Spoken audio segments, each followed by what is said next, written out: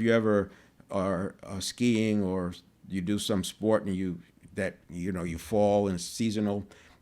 Skiing comes up in mind. I mean, sometimes at the beginning of the season, I have trouble putting on my snowboard. It's a weird thing. You're sitting there trying to put on the snowboard, and it's like awkward.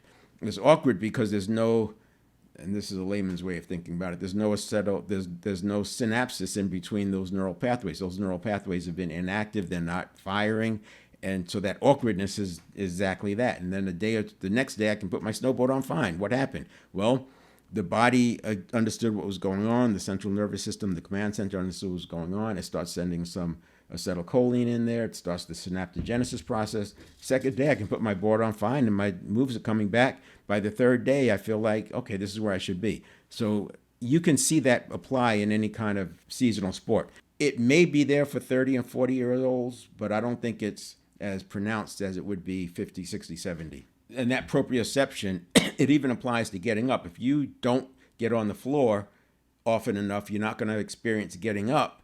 And that first time you fall on the floor, you may have seen this where somebody's trying to get up and they don't know where to put their limbs. They're trying to put their hands down and they're trying different things as nothing's working.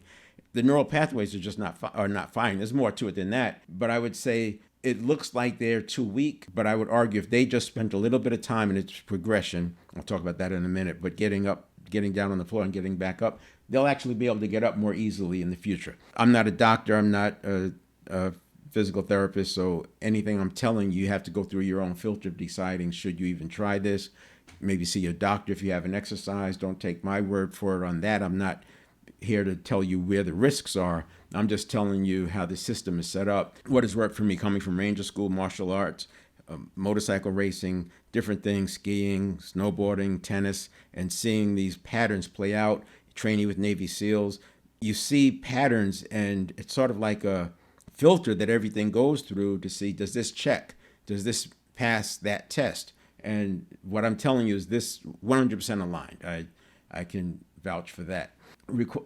So the balance requires coordination, reflex, timing, and the sensory feedback. What's nice about balance is you get feedback immediately. Walking on curbs, anything like that is going to be good for that. Struggle. This is struggle on the edge of ability. So whereas when you're building muscle, you want to go to failure. When we're working on neurotransmitter production, we want to struggle on the edge of ability. And that's deep practice. As I said, Grit does a good job, as does Daniel Coyle's Talent Code. They explain deep practice, how to apply it.